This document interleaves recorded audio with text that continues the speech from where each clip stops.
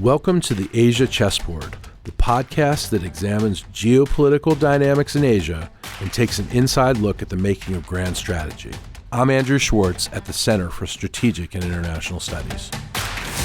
This week, Mike and Jude are joined by Demetri Sevastopulo, U.S.-China correspondent with the Financial Times. They discuss reporting on China, the bilateral relations between Beijing and Washington, and explore Washington's bipartisan consensus on China. Welcome back to the Asia Chessboard. I'm joined, as always, by my colleague Jude Blanchett at CSIS, and our guest today, Demetri Sevastopulo, the U.S.-China correspondent for the Financial Times, looking not only at the U.S.-China strategic competition, but regional dynamics, and bringing to it a career covering Asia geopolitics in Hong Kong and Japan. Dimitri, great to have you. I'm going to ask you a really important question up front, which is, who are all your sources in the administration? Well, Mike, I don't really want to out you and Jude on the podcast, so I think I'll just leave that one there for now. But we can talk about that some other point. Darn. All right, we'll go to the next one, which we ask everyone, which is, how'd you get into this business? How does a kid with a Greek name growing up in Ireland end up becoming one of the leading correspondents on the most challenging geopolitical issue of our time? The short version is I ended up in Japan to try and make some money to go back to Ireland and become a barrister. Took a detour in Tokyo, started studying Japanese.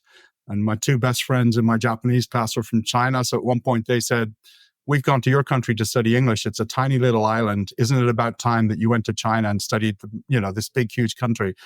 And so I went to China, did a little bit of Chinese, came back to Japan, and I had been a translator in Japan at one point, and then I ended up working for Bloomberg in Tokyo, and that was kind of my first main job in journalism, and then it was all downhill from there.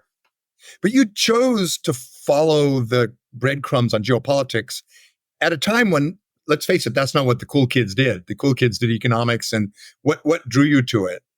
Well, so I ended up starting kind of properly. So I did a year in Bloomberg where I covered the Japanese economy, went to grad school in the States, and then moved to Washington and kind of got in through the back door at the FT. I wasn't even an intern at the time, to be honest, and ended up covering the Pentagon. And 80% of my job was covering Iraq, Afghanistan, war on terror, Guantanamo. But because I had an interest in Asia and had lived in Asia for a long time, I started doing North Korea and China. And the officials in the administration, you might know some of them, Mike, no one was talking to them. And so they were lonely. And so some Irish guy would call up and say, "Hey, can we meet and have a coffee and talk about Kim Jong-il?" And they'd say, "Sure. What are you doing this afternoon?" So I kind of got into it that way. And then even as I changed beats at the FT over the years and moved to Asia and then moved back, even when I was doing other things, I always kept a hand in the kind of the Asia file because I just had I had a personal interest and I really loved doing it. Yeah. And of course, I was never one of those officials ever, right? I'd never heard of you until last week. Yeah. Good. Just cleared that up. So the China bit is fascinating. I didn't actually know that. And I love it that they told you some countries are big countries and some countries are small islands. And I hope you added with good beer. I said that, Ireland, we basically, for example, we consider the US to be our colony, but we just don't boast about it. So, well, as they say, Ireland PRC relations are incredibly important because together, Ireland and the PRC have the second largest GDP in the world. They do. I'm glad you pointed that out. So what's going to be really interesting about this podcast is we're going to look at how serious correspondents cover the issues we talk about on the podcast, which will be really interesting in terms of the angles you bring, but also how you do it and your history. I'm not saying you're old, Dimitri, but your distinguished history covering the region. How has media coverage of Asia changed? Do you find there's more demand? There must be. You've got this post, but how have the issues changed? The access? I think, the demand has definitely increased. And, even in Washington, you had the pivot to Asia that started under the Obama administration.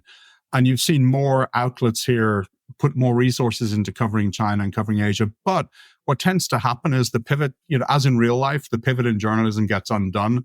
And so you'll have a bunch of correspondents digging into China, and then all of a sudden the Ukraine invasion will happen, or the Gaza, Israel will happen. And so, there's kind of like a tug of war. And I think there's kind of a center of gravity in Washington that people are more used to covering Europe and the Middle East or Russia. And so when there's a choice between the two, correspondents who haven't lived in Asia and maybe don't have the background in China or Japan or somewhere else in the region, it can be easy to kind of fall back to the European story, the NATO story. And obviously right now, given that you've got a big war on the continental, in Europe, people are obviously focused on that and the same in Gaza. But I think increasingly you're seeing publications devote more resources to Asia. And in our case, we have a big team on the ground in countries in Asia, and they're fantastic, and I work with them all the time. But we deliberately decided to set up this US-China / Indo-Pacific beat in Washington, which we had never had before. And I think that was kind of an important signal to people as well that the FT is taking this really seriously. Did it increase the boss's appetite for Asia coverage that Nikkei Shimbun purchased the FT and built this partnership and beefed up Nikkei Asia, which I read, which is clearly in a strong place after the merger? Did that kind of, uniquely for FT, increase the Asia focus? It did in one sense, but we had actually, right now, very few people read the physical paper. The bulk of our readership is online, like well over 1 million people subscribe online. But when I started, we actually had a dedicated Asian edition that we had set up. And so we were focused a lot on Asia then. Now we just have one international edition and one UK edition for the physical paper.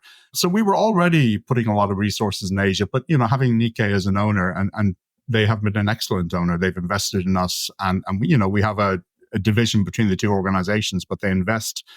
And I think having them, it reminds people from time to time if they forgot that Asia exists. It's a good reminder. But our readers want to know what's happening in the Indo-Pacific, everything to do with security, trade. It's the most dynamic region in the world, and so FT readers want to know what's happening. So it's not easy to sell stories. Let's put it that way. Sorry, not hard to sell stories. As a native Washingtonian, I get it, but why Washington? Why not put the person covering geopolitics in Singapore or Tokyo? Well, two reasons. One is we have good correspondents in, many countries in the region. Any FT reader will know that I work very closely with Catherine Hill in Taipei, who is hands down the best reporter in Taiwan. Kana Inagaki, our bureau chief in Tokyo, she's fantastic. So we have a great network. In my case, the truth is it was partly a personal thing. I had been bureau chief during the Trump years. Normally at the FT, you do one election as a bureau chief, and then, it's like the Foreign Service, you rotate to something else. I had done 2. It was time to move.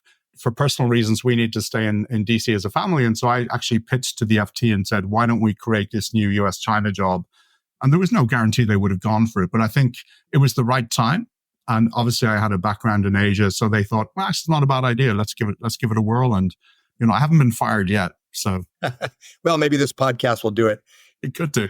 The danger always is people might think, not just having a bureau, but the way a lot of the region thinks about, or Europe thinks about geopolitics in Asia. The danger is, people start thinking it's all US, China, and it's not. It's much more complicated. But you're a Japan guy, and you've been in Hong Kong, and so you get that multipolarity and that broader context. I'm going to get Jude to grill you a bit on the state of US-China relations. But before I do that, can you tell us, I know some of your scoops. When I was in government, I avoided getting scooped, I think. What are some of the scoops on Asia that you're proudest of? I think the biggest one, and I guess I'm most proud of, is in 2021, I reported that China had sent this hypersonic weapon around the world, that had circumvented the globe. And it shocked a lot of people. I also got a lot of the journalistic equivalent of hate mail, where specialists in missiles and nuclear weapons wrote to me and said, you're an idiot, you don't know what you're talking about. And it was only 2 weeks later when then Chairman of the Joint Chiefs, Mark Milley, went public and said it was a near Sputnik moment that, I knew the story was correct. Obviously, I wouldn't have written it otherwise, but I felt vindicated. But that was a big story. It got incredible traffic. And I think it showed a lot of people around the world that China had made a lot more progress in terms of innovation than people realize. And they had actually accomplished one thing that the US not only had never done, but the Pentagon scientists at DARPA actually didn't know how China had accomplished one part of the mission that they'd undertaken. I think that shocked people, but it was kind of a wake-up call. And so that was definitely the biggest story. We broke the story that Nancy Pelosi was going to go to Taiwan in 2022. That was a big deal too. So, we're just trying to keep the salary coming in from month to month, and some months we get lucky. Well, those stories pretty much vindicate the logic of having Asia-wide coverage in Washington because it's a target-rich environment. It is. Yeah, Dimitri, it's a good segue to the next question I want to ask you, which is your assessment of the state of U.S.-China relations. And I say it's a good segue simply because I think you are often the irritant or the driver of a lot of the policy conversation here. And it's almost always when there's a sort of a story coming on U.S.-China relations, my first thought is it's usually your byline. Such, I think, is the quality of the work you're doing. We're in an interesting position now. We were just talking before we clicked record on some of the real sensitive issues in the U.S.-China relationship. We seem to be in this odd sort of lull. Of course, highly competitive in lots of arenas. It's not as if the relationship has stopped churning. But at a broad level, I'm curious, how would you describe where we are right now? I'm sure you wouldn't call it the San Francisco spirit, but do you see this as just a sort of temporary détente driven by a convergence of interests in Beijing and Washington? Do you think we're potentially at a new, more stable spot, or do you see a third or fourth possibility? I guess overall, I think that we're in a kind of a temporary strategic pause. I think both sides, for different reasons last year, over the last 2 years, but particularly as we were coming to the San Francisco summit between Xi Jinping and Biden at APEC in November, I think both sides realized that things were getting a little bit out of control.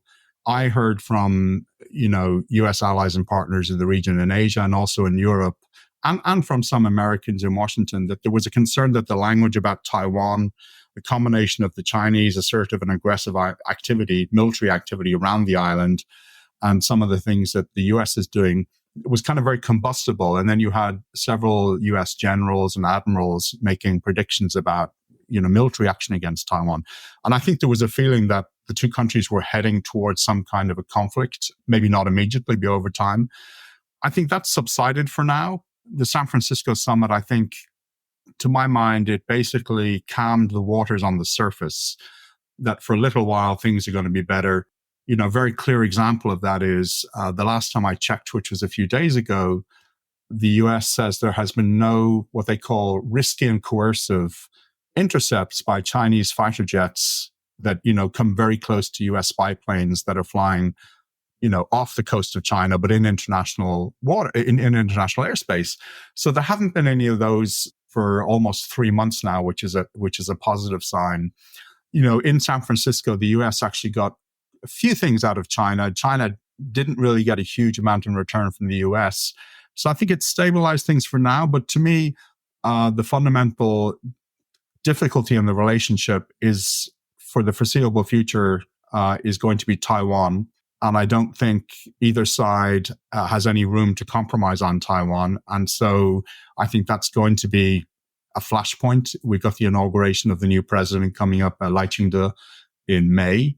And I think there is no solution to Taiwan. The question is, can you continue the status quo you've had for decades, or is something going to blow up either intentionally or accidentally?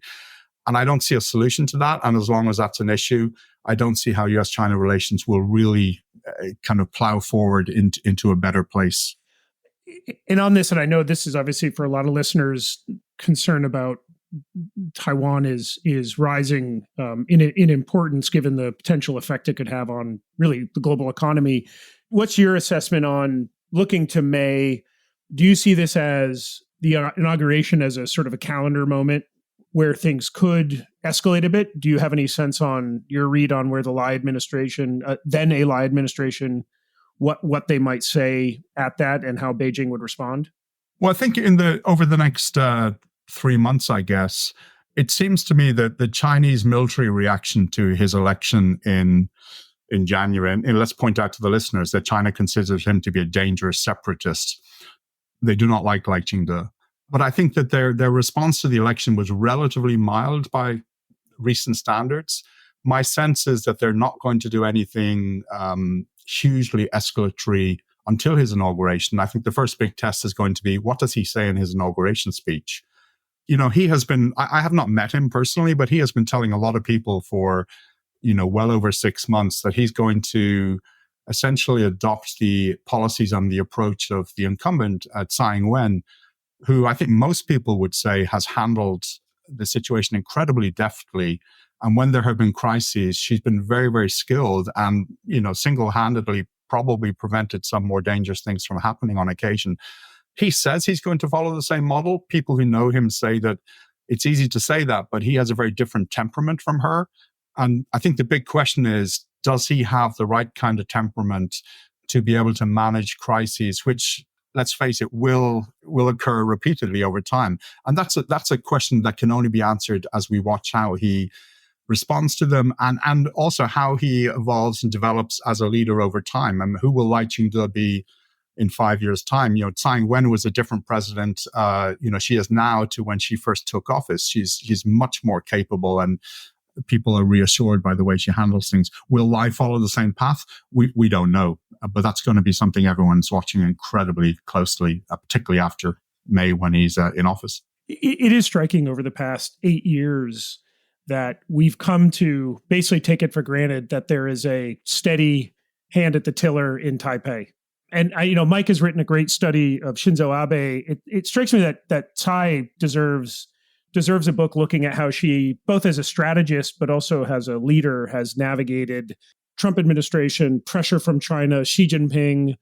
I mean, it's pretty remarkable, and done so with aplomb and calm and steadiness, and again as a female leader in a very male-dominated environment, and just done so, I think, to pretty universal acclaim amongst democracies. And I don't, as you say, we can't say Lai wouldn't continue that tradition, but that's the point. We will have to see. But I think she does not get the kudos she deserves as, I think, a really historic figure in a really difficult time. Yeah.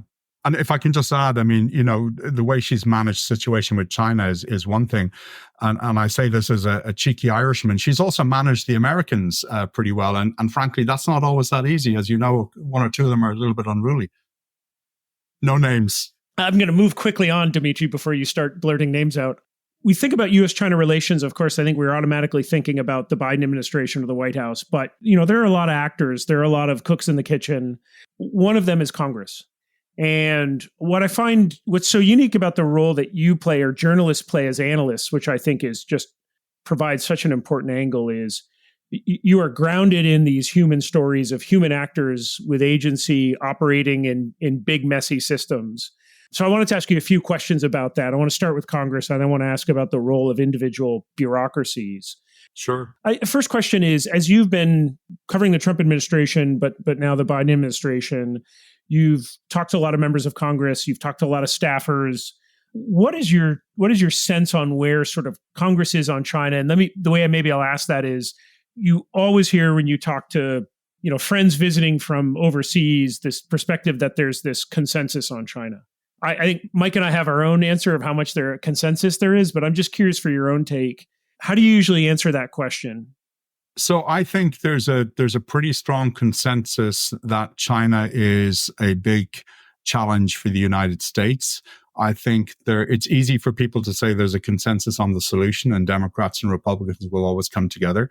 I think you've seen lots of examples where the two parties have struggled, and actually within each party, there's also been struggles about what's the solution.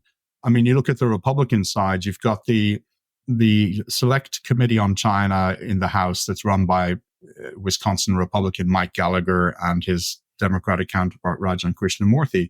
Fairly bipartisan. I mean, they do differ sometimes, but they've actually kept a pretty bipartisan approach for the last year as they've been up and running. But, Mike Gallagher has been caught a little bit between the Republican chairman of the House Foreign Affairs Committee, Mike McCall, and another senior Republican leadership who haven't wanted him to do some things. So he's been constrained in certain ways. He's also had to work with the Democrats and maybe not go too far in some areas where the Democrats will be uncomfortable. So you see, it's clear if you look closely that it's not completely unified. But I do think overall there is a strong consensus that China is a challenge, and then not much consensus in what are the best ways to tackle that challenge, which is clearly the most important thing. Now, in the Republican Party, we're seeing this not interesting, let me take that word out. We're seeing this fairly depressing cleavage take form where we've got a sort of a isolationist wing. And we're seeing this, I think we'll talk about this later. You're seeing this on issues of Ukraine funding, But it feels like the Republican Party is sort of bifurcating, where you've got old traditional Republicans, fairly conventional, sort of aggressive, hawkish approach to foreign policy, want to support Ukraine, want to support Taiwan, want to make investments on China. You're then seeing this new one that I'm not sure we quite know precisely the bounds on it, the sort of J.D. Vances of the world, who I think are looking more to Trump. How do you think about, is there sort of a coherent left-right view of China that you see in Congress, or maybe is it more than just that one spectrum? Is it sort of now four spectrums? I just think about old debates about China or even foreign policy. They had a coherence to them. I don't necessarily. It seems that coherence seems to be fracturing a bit. I'm just curious how you see it. I think it is fracturing, but in several ways. So I think you have, and in some ways this is going back to the past. I mean, there are historical parallels for some of these things, but I think you're seeing a split between an emerging group of isolationists who think the US should be less involved in the world for different reasons. Sometimes it's because it's not in US interests. Other times it's because the US is spending money to help Ukraine that some people say should be spent on fixing the southern border. But then you have another group of people, which I think is a smaller group, which is the US should be pulling back from supporting Ukraine, doing less in Europe, and letting the Europeans pick up the ball there and provide for their own defense. And that the US, if it's really serious about China being this phrase that someone told me the other day, the Chinese aren't quite sure how to translate. China is the pacing challenge. Well, if China is the pacing challenge, then you really do need to pivot to Asia in a bigger way. So the question is, do you become more isolationist when it comes to Europe and NATO and shift resources? Can the US afford to do both? And how do you do that? And I think when it comes to China, there are a lot of people who, what their view on China may not necessarily neatly fit their ideological view of the rest of the world. China's kind of almost become a special problem. And I look at it sometimes as not for a moment playing down the things that China is doing in Xinjiang, the repression of the Uyghurs, crackdown on democracy in Hong Kong, very tough national security laws, detaining people in China. There's a whole slew of things that you cannot condone. But I also think that there's a little bit of an element in the US of, it's since the Second World War and the US emerged as a superpower. Okay, it had the Soviet Union as a rival for a while, but the Soviet Union was not, manufacturing iPhones and exporting them to Texas. So it wasn't integrated into the global economy the way China is. China is the first country that's a real rival to the US. And I think there's a kind of a psychological problem, which is many Americans in Washington psychologically cannot get their head around the fact that this big kid on the other side of the playground is not going away. And so this kind of idea that you sometimes hear the US has to do X, Y, and Z to beat China or to win the race against China. There is no race where there's an endpoint. There's going to be a whole slew of lanes. It'll be like a big racetrack, and you'll have different competitions in different lanes, and at different points in time, the US will be ahead, and at other points in time, China will be ahead. And I think that's the way the world is going to go. But I don't think psychologically a lot of people in Washington see it that way yet. And frankly, I think quite a lot of people in China maybe don't see it that way. So there's a kind of an adjustment going on in both countries as to adjusting to the new reality, which is going to be with us for a very long time unless something catastrophic happens, which hopefully it won't. One more question for me, then I'll want to kick it back over to Mike. But I think just picking up on something you were just saying, one of the sort of meta discussions happening now is, what is the power trajectory of China, and has it changed very recently? And I think if we were having this discussion in 2017, around the time that Xi Jinping assumes his second term, I think the dominant view was China's on a near vertical upward trajectory in terms of the growth of its comprehensive power. Problems in the system, sure, but we're seeing a leader consolidate. We're seeing China really flex its muscle globally, Belt and Road Initiative. That's now, I think, post-COVID, and looking at how China catastrophically got out of COVID, I think looking at the economic slowdown, it feels to me like the conversation in Washington has shifted. I wouldn't say it's another round of China's going to collapse soon, but certainly as, my friend Hal Brands and Mike Beckley have written, this idea of peak China. What is your assessment on a two-parter? Number one, what is the dominant view in Washington about China's trajectory? And number two, I'm just curious your own view on this. You're a close student of China. Do you agree or disagree with the sort of zeitgeist view of China? I think, so I've been doing this job a little more than 3 years. My first day was Biden's first day as president. So I've been tracking it that whole time. And I think you've seen a shift from this view that China is this kind of 100-meter tall giant that's going to devour the US to more recently, I wouldn't say gleeful, but a view that the Chinese economy is clearly what got big problems right now, the property sector and other areas, overcapacity in its industrial sector. And this is a sign that China has peaked. I think there's a couple of things there. Every country goes through difficulties. And while this may signal that China has peaked, one of the things the Chinese government is good at, and I think sometimes people in Washington don't like to admit that the Chinese government is good at some things, but they actually can be quite quick to pivot and tackle a problem when it arises. And, for example, the speed with which it abandoned its zero COVID policy at the end of, I guess, last year took everyone by surprise. Or when they decide to move, one of the benefits from their perspective of not having a democracy is they can just move. They don't have Congress to say, we're going to mess up your life for a few weeks. So the big question is, will they be able to adjust and restructure their economy and get back on a good pace of growth?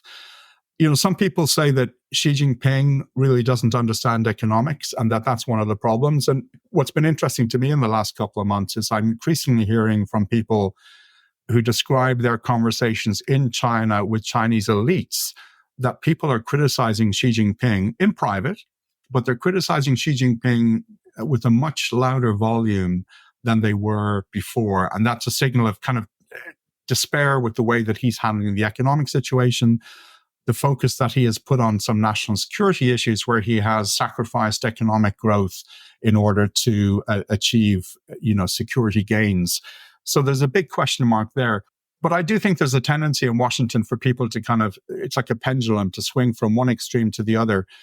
And if I'm totally honest, one of the great things about working in Washington as a journalist is there's a phenomenal number of China experts and Asia experts. I mean, it's astounding, and I benefit from their knowledge every day. On the other hand, there's an astounding number of people who know nothing about China and pontificate all day long. And you can't have a real conversation because when you ask them something, they have no facts. But, it's not good in Washington to admit that you have no facts. Dimitri, why are you pointing at me right now? I'm pointing in both directions here. But I think it's an issue. I think that there's, and one of the probably dangers of the mood right now, which is, people are nervous to go to China for different reasons, often because of what could happen when they get there. But there's a danger that the US invests less in China knowledge, Chinese language skills, and that over time, the US will actually suffer because of that. And I worry about that. We have made that mistake before, and a lot of historians would say the result was, after the McCarthyist period, the depletion of China expertise and Asia expertise and some big mistakes about Vietnam. But that's for another episode. Dimitri, before we close out, I want to ask you as a journalist, what you expect to be writing about this coming year that's big and shocking and affects geopolitics. But let's just go to the obvious answer, which is the US presidential election. What are you getting asked about? What are you hearing from the region about what looks almost certain to be a Biden versus Trump race? And what do you anticipate from covering a lot of the people who'd be in that administration either way in Washington? Well, it's been funny for the last at least 6 months, I would say. Every conversation I have with someone who comes to Washington from overseas, every conversation I've had in capitals around the world, in Tokyo, Singapore, Brussels, and I was in Salzburg, Austria last week. Every conversation, no matter what it starts out being, becomes eventually a conversation about Donald Trump. And, I said to people that I was covering politics as bureau chief for I did the whole of the Trump 5.5 years. I thought he would win in 2016, and I said it publicly. I thought Biden would win in 2020. This year, don't say it. Don't say it, Dimitri. You'll make it real. If you ask me to give a presentation tomorrow on why Trump was going to win, I think I could do it convincingly. And if you ask me to do one the following day on why Biden was going to win, I think I could do that one equally convincingly. So clearly that means that I have no idea what's going on. But, countries around the world, if they are not dictatorships or not countries run by someone called Vladimir Putin, They are very, very nervous. I mean, I was saying to you guys before we started the podcast that just in the last few months in Japan, there are 3 new phrases to describe Trump. The first one is Moshitora. And Tora is a shorthand way of saying Trump. Moshitora means, if Trump wins. Then it became Hobo Tora, which is like basically Trump's going to win. And now it's softened a little bit. It's like a Yaya Tora, which is like, well, maybe he'll win, but it's not so sure. The Japanese, I would say, are panicked. Southeast Asians are very nervous. The Koreans also, the Koreans and Japanese are worried that Trump will, if he wins, will talk about pulling US troops out of the region, which he did the first time he was president. In Europe, and the NATO countries are scared about Trump putting more pressure on them to step up to the plate and increase their defense spending. And then there's huge concern about whether Trump will actually continue support for Ukraine. And I think that's probably the biggest issue on people's minds right now, because that could have consequences for other things in the world too, including Taiwan. So everyone is very concerned. Everyone is coming to Washington trying to work out who are Trump's advisors, who are they likely to be, what are his policies going to be. And unfortunately, the answer tends to be, it's not clear who the advisors are going to be. There's a few potentially obvious names. But I don't think Donald Trump knows today what he's going to do if he becomes elected. And so you can speculate until the cows come home, and you're not really going to be any wiser. So I think people have to be patient and see what happens. Yeah, I tell people here in Australia that after Trump got elected in 2016, consumption of alcohol, massages, and therapists' sessions increased about 40% in Washington. I'll predict it increases 70% if he gets reelected. It will not be fun. But, the Japanese, the Australians, the Koreans even got through Trump 1. And the question is, how wild would a Trump 2 be? Probably wilder. But, there are a lot of people who do not have a public profile right now, who are congressional staffers, and a lot of members of Congress on the Republican side who I think would likely go into a Trump administration. So I tell people here in Tokyo, keep an eye on that space. You're going to have to find your allies. And as we all know, Abe did pretty well. Malcolm Turnbull and Scott Morrison, although Turnbull's not publicly talking about how wild it was, did pretty well for Australia. It'd be tougher to be European. It'd be really tough for Zelensky. But, there's a history and there's a structure to American engagement in the world. And the polls show that the public generally is more pro-alliance than they've been in a generation. And you probably saw the poll that Trump's supporters are concentrated around people older than we are, whereas Biden's are people in their 20s and 30s. So there's a question about the future. But it is going to be a real source of uncertainty and discontinuity. There's no getting around it. And we should probably, Jude, do a whole session on that, as painful as it is, about the election. We're trying to do strategy and chessboard, but this is a big move by a piece on the board. Well, Mike, I don't know if you remember this, but years ago, there was a kind of a Japan and North Korea specialist at CSIS who had a quote that he used to put out, which was about Kim Jong-il throwing the chessboard up in the air and the pieces would just fall all over. So maybe this is the time to roll out that quote again. We started running out of good chess quotes for this podcast about a year ago. That's a good one. We haven't used that, throwing the chessboard in the air. Excellent. Thank you. Your royalties in the mail. Thank you. Dimitri, we all read you. Everyone should. I won't ask you what your next scoop is, but I'll be looking every day for it. Thanks for joining us. Thank you very much. It's been a pleasure. Good talking to you. For more on strategy and the Asia program's work, visit the CSIS website at csis.org and click on the Asia program page. And for more on the U.S. Studies Center in Sydney, please visit ussc.edu.au.